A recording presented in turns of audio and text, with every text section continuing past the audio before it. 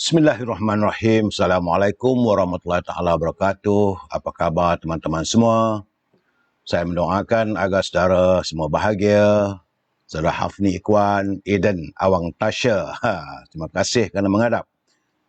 Saudara Firuz Kantona, Amaluddin Sagi, Abang Matki, Romzilan, apa khabar? Saudara Lemah Mushro, Markim, Syarifuddin Syari, terima kasih ucapan hari jadi untuk saya. Salam Datuk, selamat malam. Amir Kate, Saudara Adnan Ahmad, berakhir derita, Abdul Wahid, Abu Samah, Siti Zawawi, Angah, Adi Diksi, Nista Yusof. Terima kasih atas mendoakan kesejahteraan saya. Saudara Raja Kamal, Raja Bazrin, apa khabarku? Semoga sehat. Saudara Dietman, Saudara Zubaidi, Saudara Muhammad Azmi Ali, apa khabar orang Kelantan? Terima kasih, Muhammad Nur Syarif, Saudara Firuz Kantona, terima kasih kerana selalu menunggu dan hadir saban malam, Waksu, Saudara Maleman, Pak Cha, Ujing Min, Abu Samah, Men, Lan Besong, Izzuddin, apa khabar Izzuddin? Terima kasih, semoga kita semua sihat tubuh badan. Saudara Man Otai, Alhamdulillah. Apa tajuk malam ni? Malam ni tajuk kita jangan ada dusta antara kita. Saudara Muhammad Safirul, saudara berakhir derita, saudara Agnes Diksi, terima kasih. Ruby, apa khabar Ruby Din? Basri Boco. Apa ni? Saudara Muazmi, terima kasih kiriman. Cantik gambar tu. Din Jebat, terima kasih. Saudara Nenek Porak, Norella, Mak Nur Syarif, dan teman-teman yang tidak dapat saya santuni satu persatu, akan saya santuni bila saya usai dalam pencerahan malam ini. Seperti biasa, saya harus merapulkan hari ini keadaan masih lagi yang tidak menentu. COVID-19 masih lagi berlegar pada angka 2,000. Hari ini, semalam 2,068, hari ini naik 2,295 orang yang dijangkiti oleh virus corona, menjadikan jumlah terkumpul 117,373. Di Sabah ada peningkatan pula hari ini, semalam 254, hari ini 259, jumlahnya 1,705. Di Labuan 1, Sarawak, di Kedah ada kenaikan, semalam 20, hari ini 47.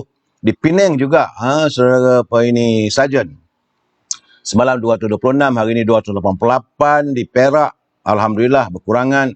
Di Selangor, walaupun berkurangan tapi 638. Begitu juga di wilayah Persekutuan, berkurangan tapi angka ratusan, 156. Di Putrajaya 12, Negeri Sembilan. Ini Negeri Sembilan ni, apalah jadinya, tiba-tiba saja daripada 51 orang naik kepada 131 orang di Negeri Sembilan. Jumlah keseluruhan Negeri Sembilan dah jadi 8,010 orang. Di Melaka juga naik, meningkat, semalam 23, hari ini 95. Dan yang menggusarkan kita adalah di negeri Johor. Tiba-tiba saja dia meningkat daripada 112 kepada 580 orang. Ini di negeri Johor, di Terengganu, Pahang, di Kelantan, masih lagi dalam keadaan terkawal. Tetapi di Perlis, tahniah warga Perlis, masih lagi sifar COVID-19. Dan kalau kita melihat daripada angka dunia hari ini sudah 83,718,625 warga dunia yang disapa oleh virus corona, dengan jumlah kematian sejumlah 1,823,154 orang. Negara yang paling tinggi sekarang ni adalah Amerika, iaitu 20,07,149 dengan angka kematian terkumpul 346,408 orang. Jadi bersamalah kita berdoa agar COVID-19 ini segera dapat kita putuskan jaringannya. Saudara Ayah Nazil, Humo Syaish, Puzal Abu Kasim, Abdul Rahim Omar, salam, terima kasih, happy birthday, Ejen Hartanah, Arita Fazlah Abdul. Saya juga ingin melaporkan semalam ada berita sedih yang berlaku. Peristiwa sedih ini berlaku di Kapit, Sarawak. Iaitu keluarga mualaf yang berhasrat mahu menghantar anaknya belajar di sekolah tahfiz. Tapi malangnya, kesemua mereka terjebak akibat feri karam di pangkalan feri Triso. 9 orang korban, 5 lelaki dan 4 perempuan. Ia mengimbau kenangan saya dalam peristiwa feri karam di Sungai Krian menghubung antara Perik Bunta dengan Kulim Bandar Baru dahulu. Ya. Dan inilah keadaannya kita rakyat Marahan yang berada dalam kesukaran. Tidak ada perjambatan. Kononnya katanya nak buat jambatan tapi tak jadi. Jadi akhirnya berlaku kemalangan yang begitu menyedihkan. Marilah kita mendoakan dan menyedekahkan surah Al-Fatihah kepada 9 keluarga mangsa Peri Karam di Kapit, Sarawak. Al-Fatihah. A'udzubillahi minasyaitonirrajim. Bismillahirrahmanirrahim. Alhamdulillahirabbil alamin. Arrahmanirrahim. Maliki yaumiddin. Iyyaka na'budu wa iyyaka nasta'in. Ihdinas siratal ladzina an'amta 'alaihim ghairil maghdubi 'alaihim waladdallin. Semoga roh ke-9 keluarga itu ditempatkan di kalangan orang-orang yang dikasihi dan mereka damai di sana bersama penciptanya. Kita yang hidup ini pasti akan menemui kematian juga. Jadi sebab itu walaupun kita dalam keadaan begini harus berhati-hati dan sentiasa ingatkan bahawa semakin tua hari ini saya, walaupun hari ini hari jadi saya, tapi saya merasakan bahawa saya semakin dekat untuk meninggalkan dunia yang fana ini kerana hari ini 65 tahun. Berapa tahun lagi lah yang ada tak tahu. Jadi untuk itu cuba kita hayati apa sabda junjungan. Daripada Ubadah bin Walid bin Ubadah bin Samit. Rasulullah SAW bersabda, barang siapa yang menangguhkan tempoh pembayaran hutang kepada orang yang tidak mampu atau memaafkan hutangnya, Allah akan menaunginya dalam naungannya. Ini adalah hadis daripada Muslim yang ke-5328. Itu status hadis ini adalah hadis sahih. Pengajaran pada hadis ini, kita harus memberi pertolongan kepada orang yang memerlukan. Seperti memberi pinjaman adalah amalan yang mulia. Orang yang memberi kemudahan kepada orang yang berhutang dengan menangguhkan tempoh pembayaran hutang kepada mereka yang masih dalam kesulitan untuk menjelaskannya akan sentiasa mendapat naungan di sisi Allah Subhanahu Wa Taala. Dan orang yang menghalalkan atau memaafkan hutang orang lain padanya dengan apa juga sebab seperti kesulitan yang dialaminya, nescaya Allah akan menaunginya dalam naungannya. Ya, jadi jika kita berhutang, segeralah kita untuk menjelaskannya. Dan kepada kita, kalau kita beri orang hutang, kalau kita lihat orang yang tidak mampu untuk melunaskannya, kita halalkanlah. Ya. Ingat saudara, negara rahmah, ummah sejahtera. Hadis ini adalah kiriman daripada Pertubuhan Ikram Malaysia Negeri Johor. Terima kasih warga Ikram. Terima kasih juga musuh-musuh, Poseh White, saudara Puan Rosia, Hamdan, terima kasih kiriman happy birthday. Bagi saya setiap kali datangnya hari ulang tahun kelahiran itu, saya merasa insaf bahawa Allah memanjangkan usia kita dan berusahalah kita agar untuk tidak melakukan kerosakan dan keburukan di dunia yang fana ini. Setiap manusia tidak lari dan melakukan dosa-dosa dan kesalahan. Terima kasih saudara Pemazuki Makno, saudara Azman Abdul Latif. Ya. Salam impian moratorium dan kumpulan wang simpanan pekerja RM10,000. Tajuk perbincangan kita malam ini adalah jangan ada dusta di antara kita. Sebelum saya memberi pencerahan, belok kita dengar pantun kiriman Pak Nazil. Apa kata Pak Nazil? Pisang raja pokok betik, pohon tampin tumbuh di tepi. Apa sahaja hendak di politik, tanda pemimpin bermain api. Gulai setoke, lemak turi, Pak Limat makan di anjung. Pemimpin jika merendah diri, orang hormat diri disanjung. Jadi kepada para pemimpin kita, sentiasalah menghormati dan merendah diri. InsyaAllah. Tidak juga lupa saya adalah pantun dikirimkan oleh saudara Jamil Idris. Beliau mengantar pantun pada saya. Apa kata saudara Jamil? Juadah dihidang di pagi raya, kuih, muih dan juga laksa. Sedar-sedarlah wahai manusia, takut nanti Allah kan murka. Ini peringatan beliau. Cantik sungguh sinaran bulan sambil berbual bersama jiran. Buatlah kebaikan dan juga amalan di akhirat kelak mendapat ganjaran. Ini peringatan daripada saudara Jamil. Terima kasih saudara Jamil. Terima kasih saudara Pak Nazil. Ya. Saudara, nampak gayanya hari ini kita masih lagi dalam percutian. Tiada berita tentang kumpulan wang simpanan pekerja dan moratorium. dalam keadaan begini, saya cuma tadi pengakuan terbuka daripada Tan Sri Anwar Musa sewaktu beliau merasmikan UMNO bahagian Ketereh. Beliau menyatakan bahawa bukanlah agenda utama berhubung dengan isu moratorium rakyat dan juga isu kumpulan wang simpanan pekerja. Saya terkejut dan sebagaimana yang saya jangkakan mungkin begitulah agaknya. Kerana bagi beliau yang paling penting adalah gelandangan dicokit. Perlu ditangani. Gelandangan ni tak tahulah dari mana asal mereka dan berapa jumlahnya kalau dibandingkan dengan jumlah seluruh rakyat di seluruh negara yang tertekan dan terkesan akibat daripada COVID-19. Begitu juga kumpulan wang simpanan pekerja. Beliau menyatakan bahawa perlu ditangani nelayan dan juga petani. Apakah petani dan nelayan itu tidak membeli kenderaan? Apakah petani dan nelayan itu tidak membeli rumah? Apakah petani dan nelayan itu mungkin mereka yang sudah kehilangan pekerjaan, dia terpaksa balik ke kampung untuk melakukan apa sahaja usaha untuk mencari rezeki yang halal. Kalau itu natijahnya, bagi saya kita kecewa lah. Kerana kenyataan terbuka daripada Tan Sri Anwar Musa seolah-olah mewakili kabinet sebab beliau adalah anggota jemaah kabinet. Ya. Jadi kita harus melihat suasana ini. Terbukti apa yang saya jangkakan bahawa ini bukan isu besar. Kerana itulah gamaknya perusahaan khas Perdana Menteri tidak pula menyentuh soal kumpulan wang simpanan pekerja dan juga moratorium. Nak buat macam mana? Dia anggota pengakuannya. Semalam juga saya melihat bahawa kenaikan harga minyak. Tiba-tiba sahaja semalam harga minyak RON 97 sudah berada pada RM2.14 seliter. Itu naik 4 sen. RON 95 RM1.84. Juga naik 4 sen. Diesel RM2 1 sen. Naik 3 sen. Dan diesel Euro naik naik 3 sen. Sebenarnya bukan soal 2 sen 3 sen, tetapi kalau kita melihat daripada sepanjang 8 minggu berturut-turut, ya kita dapat melihat penurunan. Jadi sepanjang 8 minggu harga minyak naik rupanya. Sudah naik begitu meningkatnya.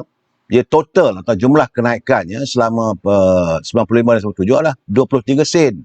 Bukannya 3 sen, 4 sen, 3 sen, 4 sen. Tapi kalau terkumpul selama 8 minggu harga minyak naik.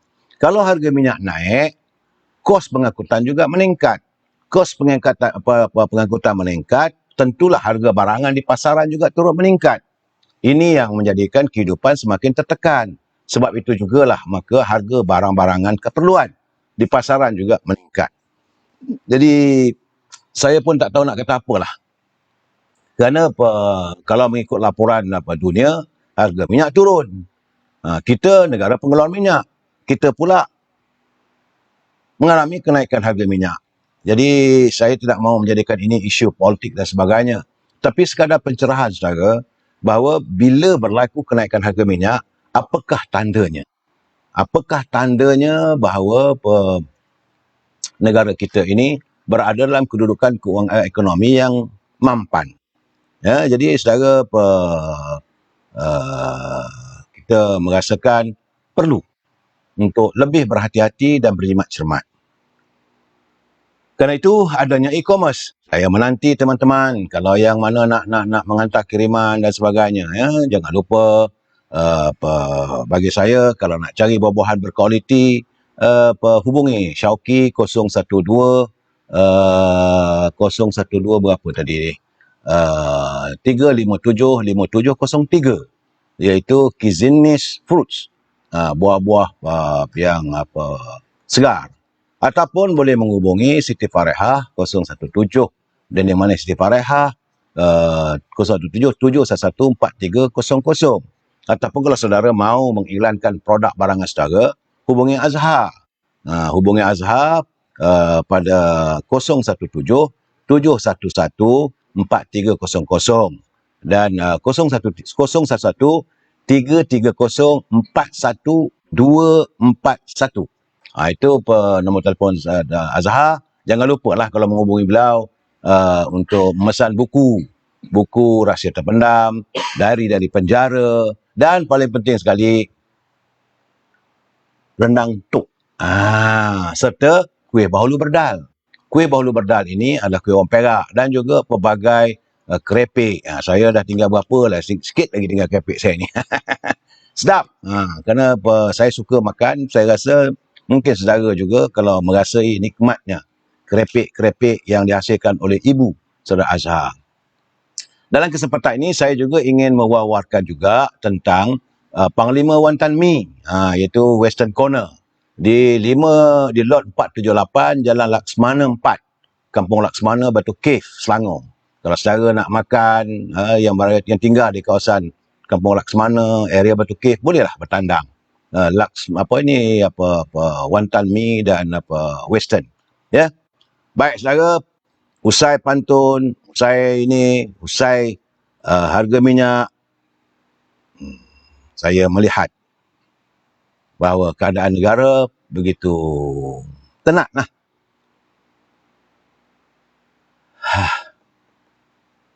Saya cuba nak tengok tentang pengurusi perhubungan UMNO Pahang. Hari ini Datuk Menteri Besar Pahang merangkap pengurusi Badan Perhubungan UMNO Pahang, iaitu Datuk Seri Wan Rosli Wan Ismail. Beliau menyatakan sewaktu merasmikan Persidangan Agung UMNO bahagian Cameron Highland, katanya tiada keperluan untuk Parti Pribumi Bersatu Malaysia bertanding di mana-mana kerusi dalam DUN ataupun Parlimen di negeri Pahang. Artinya UMNO akan meletakkan calonnya di kesemua kerusi Parlimen di Pahang dan juga di Dewan Undangan Negeri. Mungkin juga adalah beberapa kawasan itu diperuntukkan kepada sahabat kita, teman kita, iaitu daripada Parti PAS.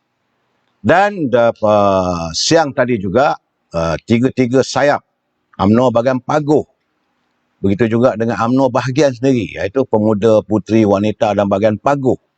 Paguh ini adalah kawasan Tan Sri Mahyudin. Ketuanya Datuk Adham Baba, Datuk Zakbar. UMNO bahagian Paguh membuat ketetapan bahawa bahagian tersebut menolak kerjasama dengan PPBM dan mahukan kerusi tersebut ditandangi oleh UMNO dalam pilihan raya umum akan datang. Itu yang berlaku di Paguh. Jadi di Paguh sudah menolak, di Pahang sudah menolak, Pasir Salak juga menolak, Pekan juga saya yakin akan menolak. Jadi sebagaimana yang saya nyatakan semalam, penolakan terhadap kerjasama dengan PBM ini bakal, jika diterjemahkan nanti, bakal meletakkan situasi kerajaan kerajaan Tan Sri Muhyiddin dalam keadaan yang penuh dengan tanda tanya. Apakah mungkin ada berlaku penarikan diri oleh ahli-ahli parlimen? Sebab kalau ahli-ahli UMNO di bahagian tersebut menolak, sebagai contoh kalau di Cameron Highland, ahli UMNO di Cameron Highland menolak, artinya ahli parlimennya kenalah tidak menyertai Perikatan Nasional. Kalau bahagian Pasir Salak juga menolak, artinya Datuk Tajuddin kenalah merehatkan diri atau menarik sokongan daripada Kerajaan Perikatan Nasional. Itu keadaannya. Cuma yang hari ini yang agak hebat berbicara adalah Tan Sri Anwar Musa selaku Sisa Agung Barisan Nasional. Kita tak marah. Ya. Jadi persoalan saya satu je. Kenapa bahagian Ketereh, itu bahagian Tan Sri Anwar Musa, mengadakan persidangannya lebih awal daripada bahagian-bahagian lain? Ya, sepatutnya bahagian besok. Jadi kita berlapang dada ya. Cuma saya menimbulkan persoalan, apakah kerana ucapan beliau itu disiarkan ke seluruh negara melalui sidang live, media sosial, dan semua orang dapat dengar. Jadi apakah hasrat itu adalah untuk memberi panduan atau pandangan kepada bahagian-bahagian yang telah pun membuat ketetapan untuk membawa usul menolak Parti Pribumi Bersatu ini daripada menyertai Perikatan Nasional. Jadi beliau begitu yakin, memberi kepelbagaian alasan lah. Hebat. Malahan Presiden dan mantan Presiden juga ditegur oleh beliau secara terbuka. Jadi kita nak tegur tak apa, tak salah. Tapi kita ni dalam keadaan berparti. Kena ikutlah arahan parti. Kalau parti kata tolak, tolaklah. Jadi kalau kita tak bersetuju, jalan paling mudah adalah meletakkan jawatan. Tapi nampak gayanya apa yang dilontarkan oleh beliau itu kadang-kadang saya mendengar seperti lebih sudu dari kuah. Kerana dia mencipta naratif bicaranya. Seolah dalam naratifnya seolah-olah ramai orang marah dengan dia kerana dia bertahan ataupun dia mempertahankan supaya UMNO kekal dan terus dengan PAS dalam Muafakat Nasional dan supaya UMNO tidak bekerjasama dengan DAP dan Datuk Seri Anwar Ibrahim. Hal yang menjadi sungutan ramai ahli-ahli, mereka tidak mahu bekerjasama dengan PBM. Bukan isu Datuk Seri Anwar Ibrahim, bukan isu DAP, bukan isu PAS. Ahli-ahli UMNO Perikatan Angkat Ubi berlapang dada dan cukup seronok, berkasih sayang dengan warga PAS. Jadi tidak perlu disentuh PAS ni. Tapi cara Tan Sri Anwar Musa tu seolah-olah mencipta naratif bahawa konon-konon dia seorang sajalah yang mempertahankan Muafakat Nasional. Cuma saya tengoklah, saya lihat cara pendekatannya macam ceramah dalam politik lah. Ceramah tahun-tahun 80-an, 90-an dulu lah. Banyak ayat-ayat yang retorik yang dilontarkan. Memanglah kita kata Tan Sri bukan pondan. Itu sebab dia kata saya bukan pondan. Kita setuju. Memang kita tak mengatakan Tan Sri bukan pondan. Tapi bila Tan Sri Anwar Musa bersetuju untuk berada dalam kerajaan, yang dalam tu ada juga mereka yang diragui semuritan. Apakah itu? Tak tahulah saya. Terpulanglah pada saudara untuk membuat penilaian. Cuma saya ingin melontarkan pertanyaan kepada Tan Sri Anwar Musa untuk kita kongsi bersama. Pertama, UMNO sebenarnya sekadar mahukan Muafakat Nasional bersama PAS. Tapi dari pengakuannya tadi, dia mengaku bahawa dia yang menulis surat dan ditandatangani. Dia yang merangka surat menyemput Parti Berbumi Bersatu itu menyertai Muafakat Nasional lah beliau yang ditandatangani oleh Presiden. Beliau juga mengaku bahawa itu diputuskan dalam mesyuarat jawatankuasa teknikal.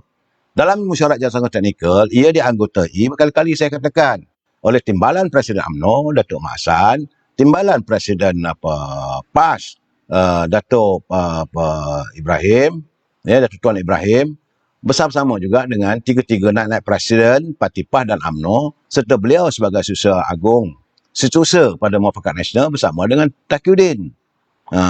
Jadi saya tak tahulah, saya tengok cara dia mengutarakan bencinya beliau kepada pemimpin tertentu. Jadi bagi saya, persoalan saya, seandainya lah kalau pemimpin yang dilontarkan olehnya kenyataan sebegitu menjadi Perdana Menteri dan beliau berada dalam kabinet pemimpin tersebut, apakah beliau merelakan ataupun mau berlapang dada menyantuni Parti Berbumi Bersatu yang dipimpin oleh Tan Sri Muhyiddin? Ini persoalan saya. Sebab cara dia melontarkan begitu, getinya bolehkah beliau memperakui sejujur-jujurnya? Jangan berdosa. Kalaulah ditakdirkan Perdana Menteri ini Dr. Mahathir, apakah beliau akan menolak pelawan Dr. Mahathir untuk beliau berada dalam kabinet? Dan waktu itu apakah beliau akan menolak Dr. Mahathir? Begitu juga kalau Anwar Ibrahim jadi Perdana Menteri.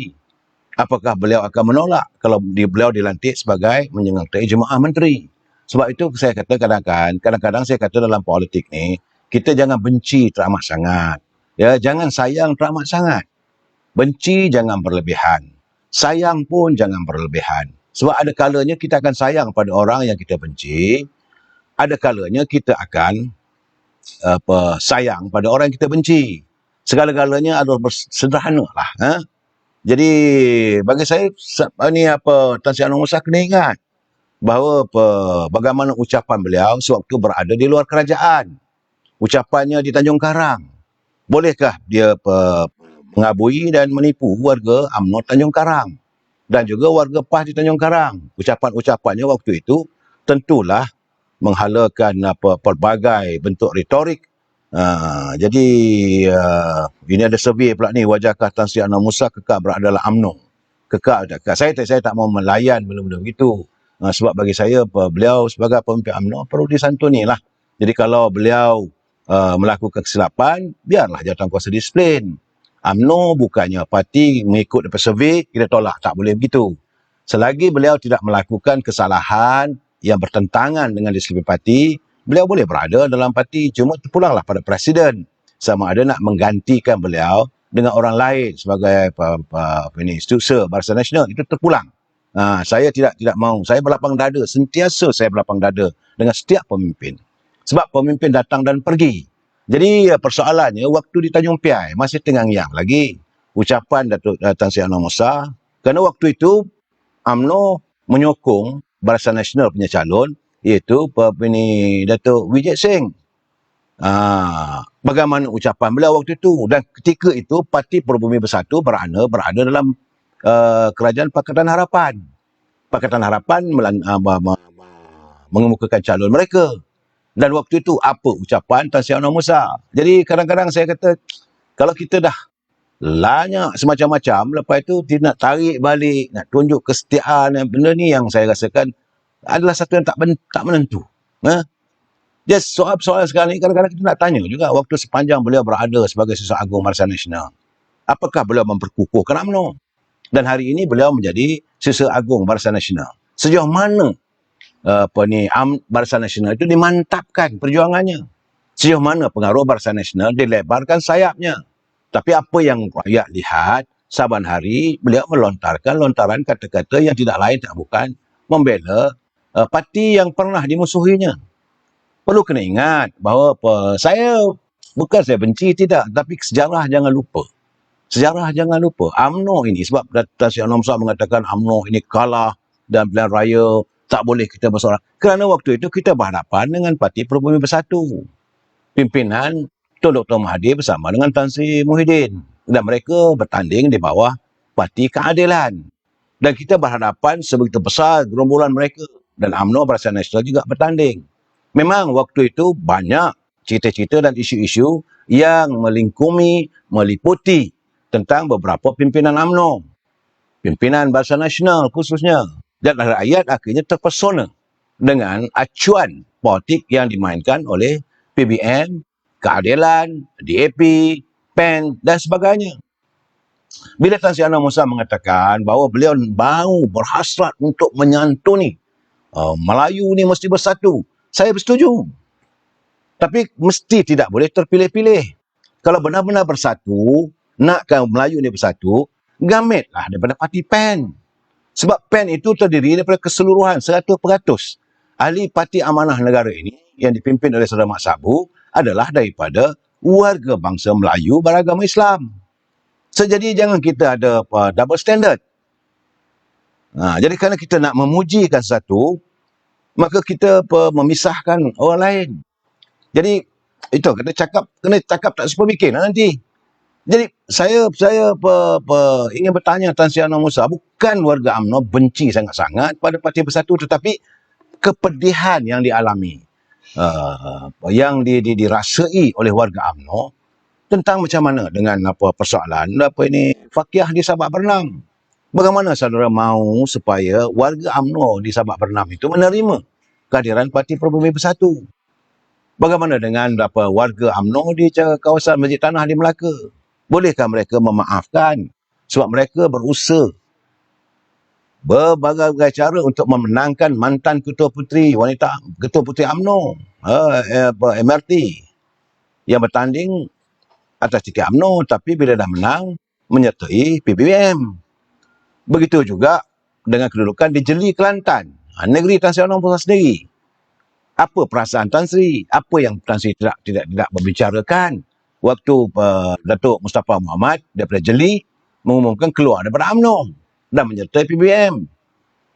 Memanglah waktu itu PBM dipimpin oleh Tun Dr. Mahathir Mohamad sebagai pengurusi, presidennya Tan Sri Muhyiddin. Bagaimana juga dengan kedudukan Saudara Ikmal di Tanah Merah? Akhirnya bahagian sebut digantung. Waktu penggantungan UMNO bahagian Tanah Merah itu, Tan Sri Anwar ada di mana? Apakah Tan Sri menggantung UMNO bahagian Tanah Merah itu kerana didapati warga UMNO, beberapa pemimpin dalam bahagian Tanah Merah itu juga merupakan ahli bersatu? Jadi kalau begitu gayanya, macam mana Tan Sri Anwar boleh melontarkan kenyataan yang begitu retorik? Jadi kita kena sedarlah. Kemudian saya ketawa sebab Tan Sri Anwar melontarkan kata-kata yang agak klise. Isu tentang Brutus dan Caesar. Memanglah dalam sejarahnya, itu tak tahulah sejarah itu benar atau tidak, tetapi mungkin itu rekayasa ini Shakespeare menulis tentang Brutus dan Caesar, yang akhirnya Caesar mengambil keputusan, Brutus mengambil keputusan membunuh Caesar. Lontaran kata-kata itu mengingatkan saya adalah waktu itu Tan Sri Anwar Musa adalah meninggalkan yang Muhammad Melihat Tengku Razali Hamzah dalam pertandingan antara Tengku Razali menentang Tun Dr. Mahathir, jawatan Presiden UMNO. Kenyataan is not that I love Caesar less, but I love Roman more. Dan waktu itu belum wujud lagi Parti Semangat 46. Jadi Tengku Razali waktu itu cuma nak bertanding jawatan Presiden. Jadi apakah ungkapan kata itu untuk menghalalkan Tan Sri berada menyokong Dr. Mahathir? Begitu juga tentang Tan Sri melontarkan lagi kata-kata klise yang selalu Tan Sri cakap, iaitu kita janganlah jangan jadikan Melayu ini akan hancur kalau adanya batang kayu itu digunakan sebagai ulu kapak untuk memotong kapak itu. Soalnya sekarang ni kayu itu datang dari mana? Dan nak dikapak itu apa? Yang nak dipotong itu pohon apa? Apakah ini bukan ambil batang kayu itu merupakan ranting-ranting daripada UMNO dan untuk memunggah ataupun menumbangkan pohon UMNO? Sebab cara naratif yang Tan Sri lontarkan tadi begitu jelas. Warga UMNO mendengar dengan jelas. Jadi kadang-kadang saya tak tahulah. Kita bercakap soal rule of law. Tan Sri kena ingat, dalam rule of law ni semua pemimpin ada kes. Semua pemimpin ada kes dengan SPRM. Bukan kita tak tahu. Jadi kita bersahabat, tak maulah kita dah ungkit-ungkit. Cuma bagaimana kes yang pernah Tan Sri alami, berhubung dengan marah dan sebagainya. Jadi apakah kerana untuk membolehkan Tan Sri itu bebas-bebasnya, maka dihamunlah pemimpin yang lain. Tak boleh begitu. Kita tak ada masalah pada saya. Saya tidak akan melihat seorang itu akan bersalah selain dibuktikan oleh mahkamah. No one is guilty unless it's proven by the court. Tapi cara pelontaran kata-kata tadi itu bagi saya tidak seharusnya datang dari seorang Siswa Agung Barisan Nasional. Sebab Barisan Nasional is a parti. Sepatutnya saya ingatkan tadi, UMNO bahagian Ketereh akan berusaha untuk memperkasakan Barisan Nasional. Parti yang memenangkan Tan Sri bertanding sebagai ahli parlimen di Ketereh. Sebab itu saya katakan, bila kita bercakap, jangan ada dusta antara kita. Jangan kita berbohong. Jangan kita mewujudkan suasana yang tidak menyenangkan. Sebab Tan Sri suka tak suka, Tan Sri masih lagi jadi ahli UMNO. Masih pemimpin UMNO. Bila Tan Sri mempertikaikan ketua bahagian itu bukan akar umbi. Rakyat pun menang lah, saya pun menang. Apakah ketua bahagian yang tidak memegang jawatan? Yalah, Tan Sri dia menteri. Tan Sri Siswa Agung. Tapi bagaimana ketua bahagian lain? Kita ada 191 bahagian. Suara mereka mewakili suara akar umbi. Jadi janganlah disanggah mereka. Jadi saya tak tahulah. Sebab itu saya tanya bukankah bahawa Tan Sri juga merupakan orang yang bertanggungjawab menyediakan kertas SD waktu nak melantik Tun Dr. Mahathir Mohamad sebagai Perdana Menteri. Waktu itu, waktu wujudnya langkah Sheraton. Bila tak jadi, maka Tan Sri bercakap. Dia kata bahawa dipilih Tan Sri Muhyiddin. UMNO berlapang dada, tak ada masalah. Tidak ada cacat dan celanya waktu itu. Kita menerima Tan Sri Muhyiddin walaupun mewakili parti yang sedikit sebagai Perdana Menteri. Dan Tan Sri mengutarakan kenyataan bahawa daripada 42 tu, seorang tak menandatangani SD. Betul lah tu. Itu benar. Tapi sebutlah namanya, orang yang tidak bersetuju pelantikan Tan Sri Muhyiddin adalah Tengku Razali Hamzah. Nyatakanlah. Apa nak malu-malu? Jadi kebenaran itu tetap kebenaran. Saya selalu menyatakan kebenaran. Dan dalam bila saya memberi pencerahan ini kepada teman-teman, janganlah marah kat saya. Kita must be agreed to disagree. Janganlah attack saya secara peribadi.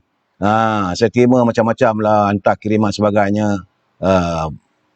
mempertikai soal pribadi. Saya tidak mau bercakap soal pribadi, saya bercakap soal politik. Mari kita menyantuni politik negara kita ini.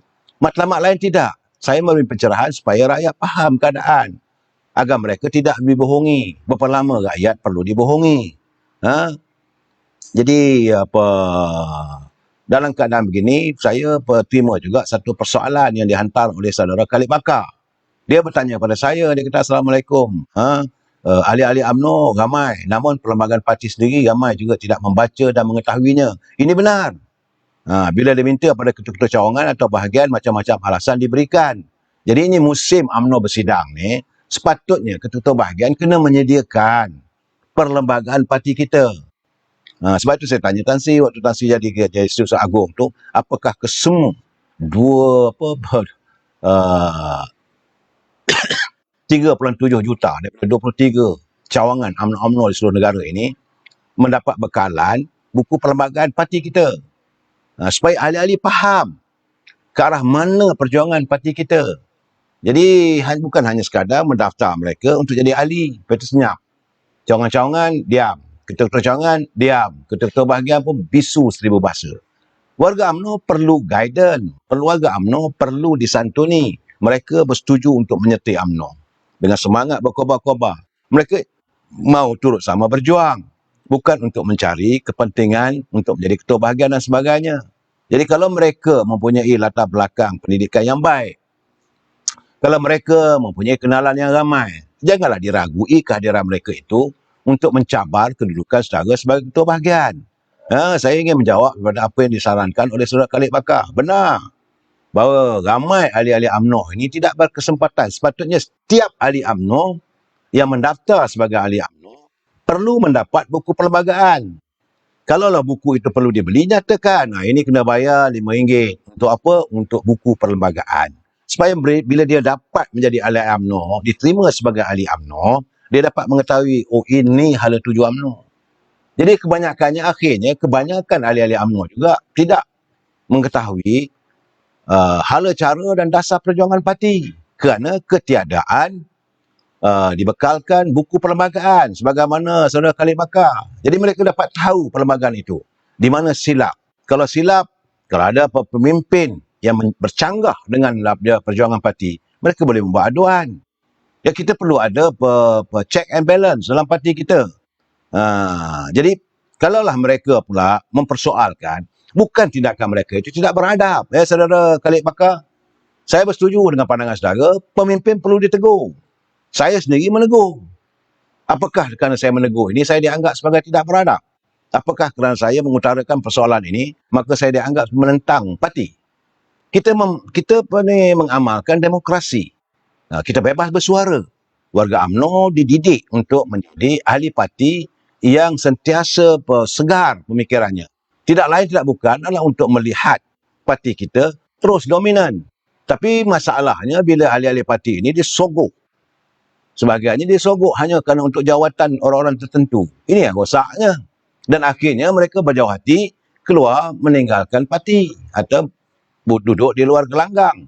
Kita memerlukan ketua-ketua cawangan. Sudahkah disantuni warga UMNO ini, mereka apakah mereka telah mendaftar sebagai pengundi? Ini lebih penting.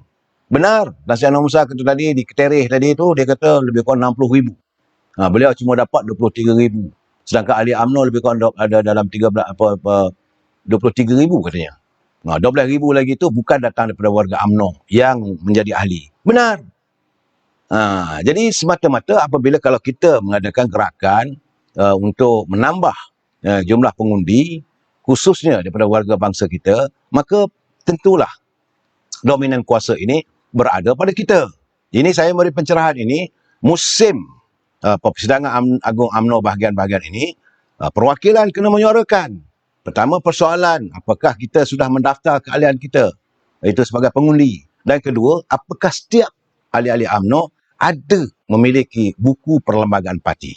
Ini saya menyantuni pandangan daripada saudara Khalid Bakar tadi. Saudara Khalid, terima kasih kerana memberi pandangan dan juga pencerahan kepada saya untuk saya berbicara untuk malam ini. Baik, saudara. Pilihan raya umum ke-15 nampak gayanya terlalu dekatlah sekarang. Sebab hari ini sudah ada 2-3 bahagian yang melontarkan. Kalaulah benar apa yang berlaku di peringkat bahagian-bahagian yang menuntut agar UMNO tidak bekerjasama dengan PPBM, maka suka tak suka, maka pilihan raya umum terpaksa diadakan. Sebab legitimasi Tan Sri Muhyiddin sebagai Perdana Menteri menjadi persoalan. Jadi jalan terbaik adalah manggil pilihan raya umum. Betul. Sekarang ini saat ni COVID, tapi janganlah kita COVID jadikan alasan. Sebab saya melihat sebenarnya secara jujur, saya merasakan politik negara kita sekarang ini dalam keadaan yang cacah merbah.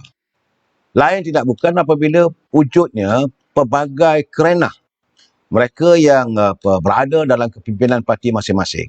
Sebagai contoh, apabila Ketua Penerangan Parti Pribumi Bersatu, Wan Saiful, dia mencabar nak mengambil tindakan undang-undang terhadap Ketua Pemuda UMNO, Datuk Ashraf Wajidi, kerana Datuk Ashraf Wajidi melontarkan rasa tidak puas hatinya adanya usaha-usaha dilakukan oleh peringkat pimpinan di peringkat bahagian-bahagian dan sebagainya untuk menambah keahlian dan nak curi ahli.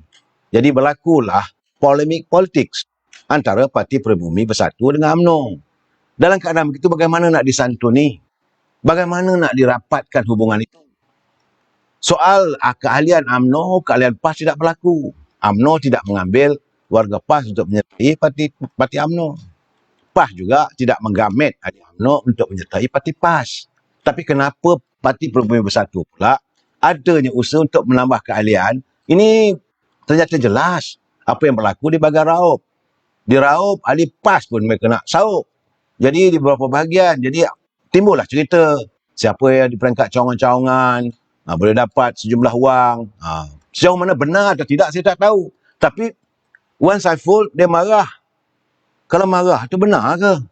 Jadi bukankah perkara ini boleh disantuni dalam mesyuarat, dalam perbincangan apabila ada pertemuan?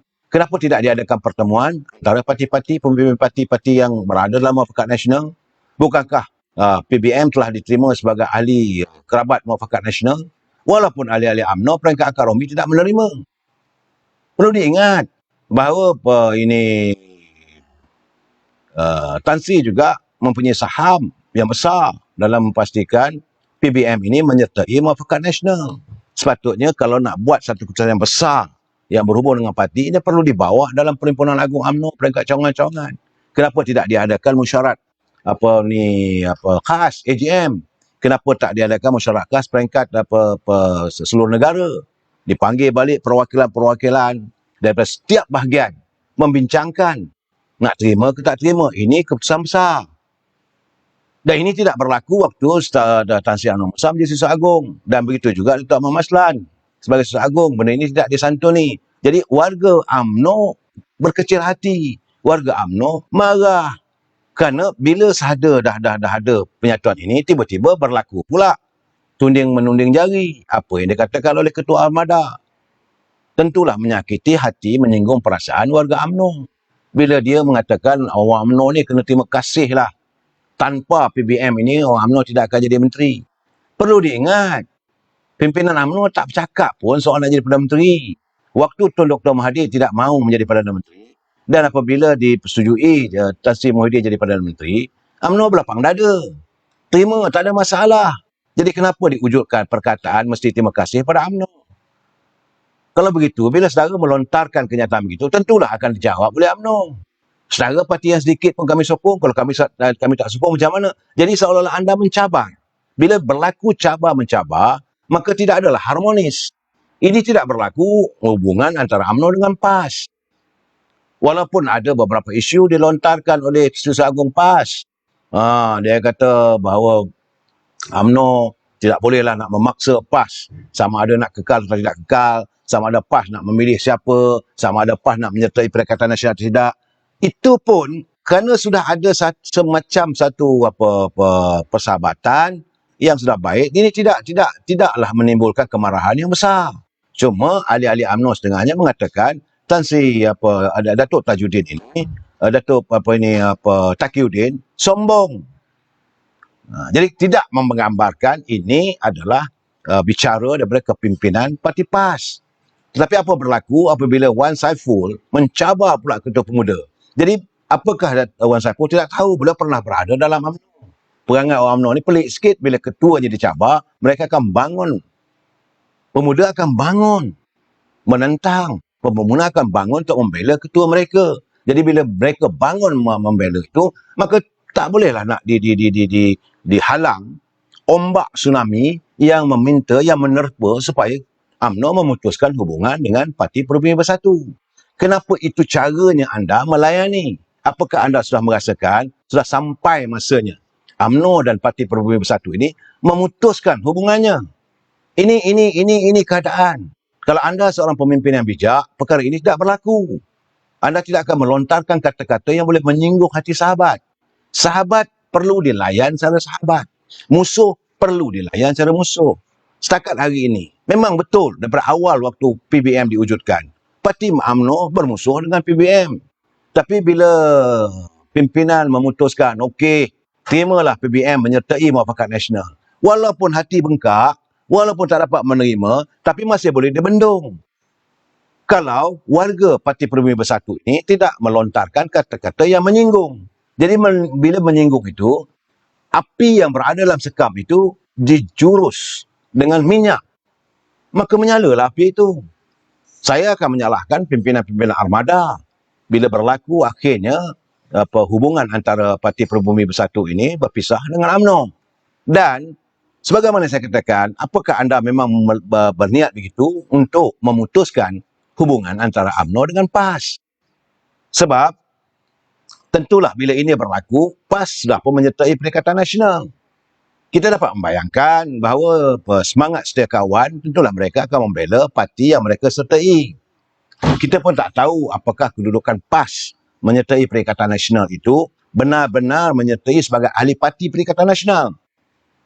Kalau menjadi ahli parti sebagai parti Perikatan Nasional, artinya jika berlaku hubungan antara UMNO dengan Perikatan Nasional, PAS juga terpaksa memutuskan hubungan dengan UMNO. Ini natijahnya. Jadi dalam keadaan begini, kenapa dicurahkan air, mungkin dicurahkan minyak pada sekam api yang sedang membara? Ini keadaannya. Saya tidak mau menyalahkan sesiapa, tapi saya dapat mengerti. Sebab akar umbi memang. Sebab benda tu baru.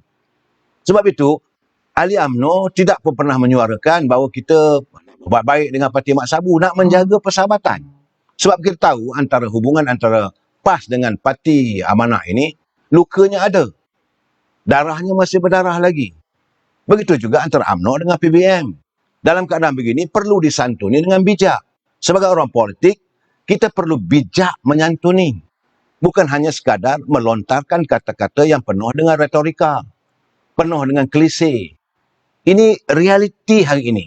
Dan saya menjangkakan Persidangan Agung UMNO peringkat bahagian-bahagian besok tentu bertambah lagi. Saya melihat apa yang kenyataan Tan Sri Anwar Musa tadi seolah-olah menyembah minyak juga. Apabila beliau mengatakan bahawa pimpinan seolah-olah Presiden UMNO sudah berbolak-balik dan sebagainya. Seolah-olah Presiden UMNO mengadakan rundingan dengan parti DAP dan Datuk Seri Anwar Ibrahim. Jadi, kadang-kadang begini, kenapa dilontarkan? Kenapa dilontarkan secara terbuka dalam di maya? Dan ahli-ahli UMNO mendengar. Tentulah warga UMNO macam saya sendiri, kalau orang mengata Presiden, saya akan pertahankan. Jadi, dalam keadaan begini, saya melihat mesyuarat perwakilan besok bukanlah satu yang tentram. Jadi, kalau hasrat Tan Sri Anwar Musa mau untuk melihat usul undi kepercayaan, usul untuk menerima Parti Perubatan Bersatu ini berada dalam Muafakat Nasional, akan gagal. Jika ini berlaku, apa akan terjadi dalam senario politik negara? Apa akan terjadi?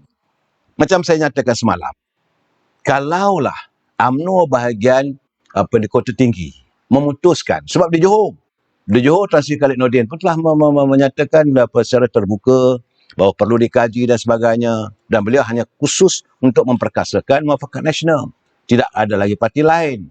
Jadi kalau UMNO bahagian Kota Tinggi memutuskan untuk tidak bersama dengan PM dan Perikatan Nasional, bagaimana kedudukan Kak Limah, Datuk Aminah Halimah Sadiq?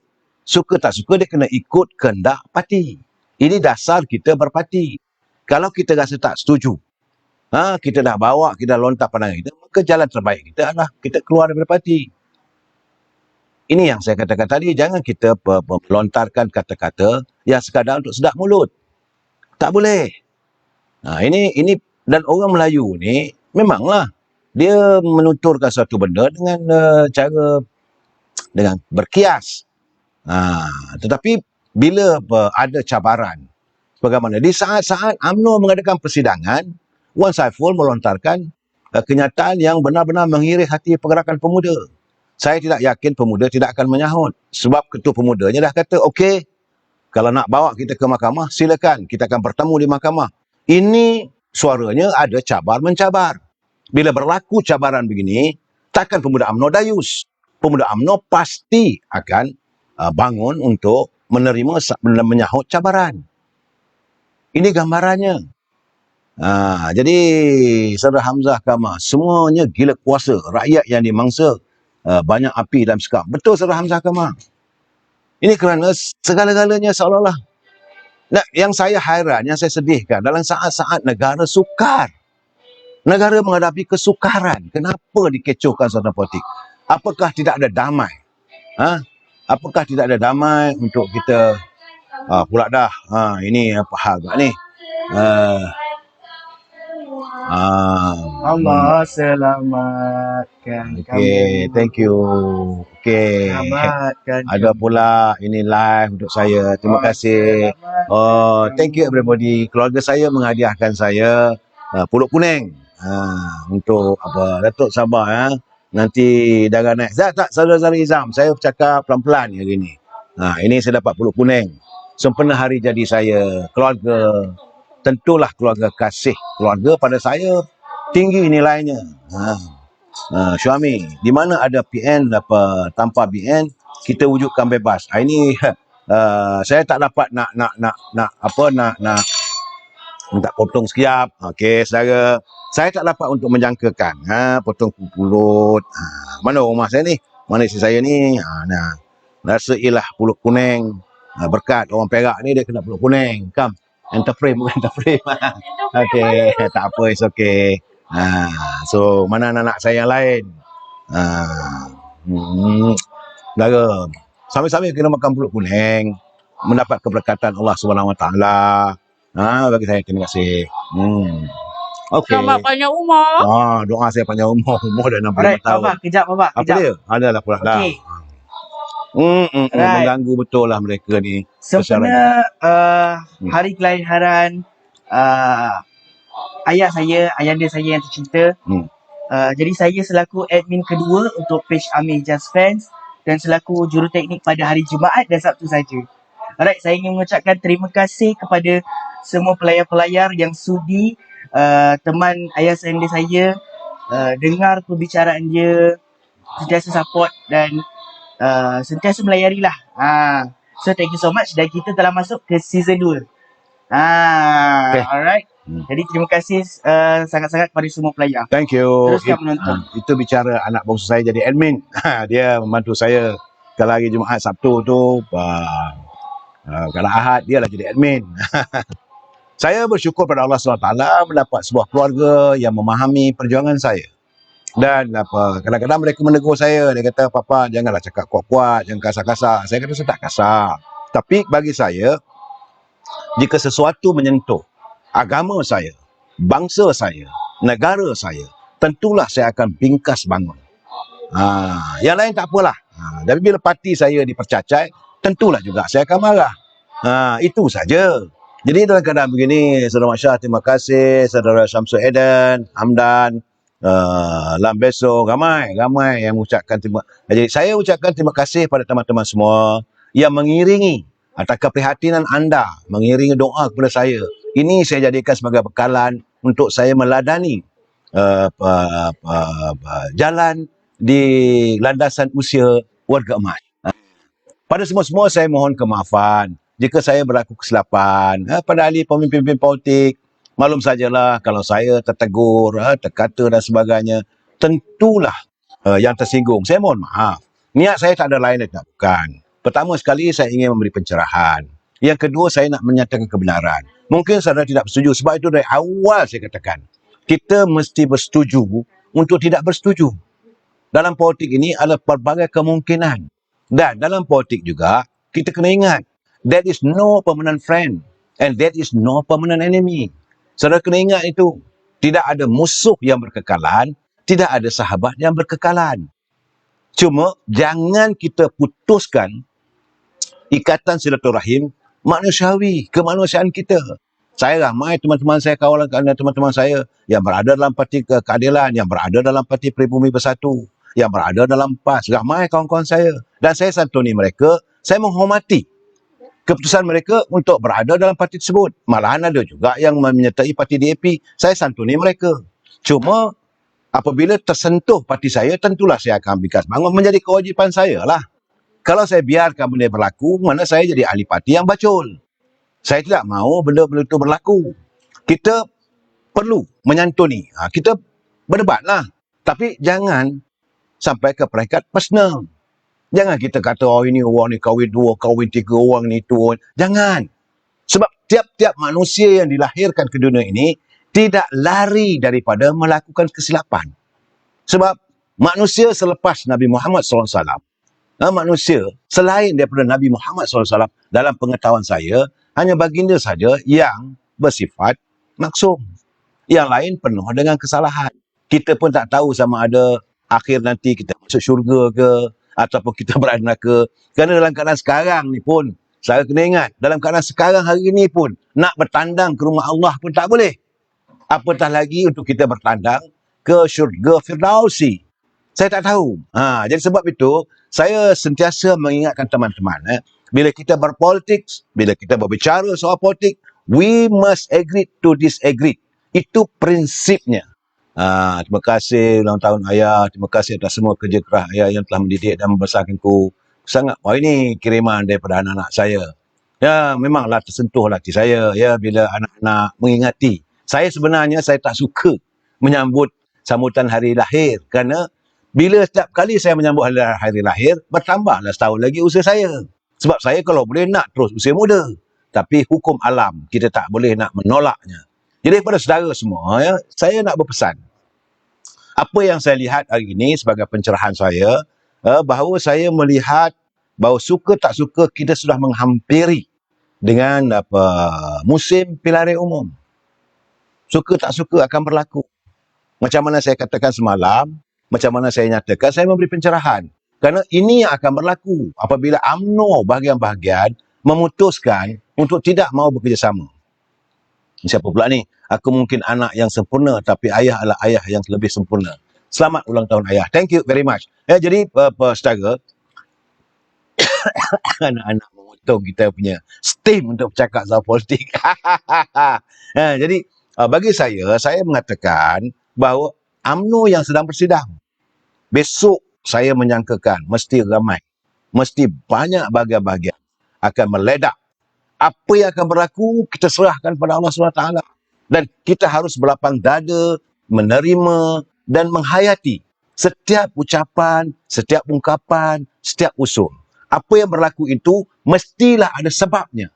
Kenapa warga UMNO tidak mahu menyertai bersama-sama dengan Parti Pribumi itu, tentulah ada sebabnya. Jadi, saya mengharapkan teman-teman kita berlapang dada, kita dengar besok apa lagi kenyataannya. Dan saya akan cuba berusaha untuk memberi pencerahan, memberi penjelasan. Tidak lain dan tidak bukan. Bagi saya, warga bangsa kita perlu tahu apa itu politics yang selalu saya katakan. Politics is the art of deceiving mankind. Politik itu adalah seni dalam percaturan minda. Dalam politik, trust nobody, suspect everybody. Tetapi dalam politik juga, kita harus menyantuni setiap musuh kita. Kerana tidak ada musuh yang berkekalan, tidak ada sahabat yang berkekalan. Ada kalanya kita akan berada di persimpangan. Waktu itu, kita akan membuat keputusan. Sama ada mahu meneruskan pelayaran melalui parti masing-masing atau kembali ke pangkal jalan. Kepada warga teman-teman yang pernah meninggalkan UMNO, bagi saya, kenapa tidak berlapang dada? Kembalilah. Sesat di hujung jalan, kembali ke pangkal jalan. Bersamalah kita bina sebuah parti politik yang sekian lama ada jasanya. Pemimpin datang dan pergi. Pemimpin boleh membuat silap. Jadi jangan pula kita terikut-ikut kerana kita sayang pada seseorang, maka kita bermusuh dengan orang lain. Bagi saya, ingat, tidak ada musuh yang berkekalan, tidak ada teman yang berkekalan. Dalam politik adalah sesuatu itu berkemungkinan. Wabillahi taufiq wal hidayah. Assalamualaikum warahmatullahi taala wabarakatuh. Kita berjumpa lagi malam esok. Sekian, terima kasih dan selamat malam.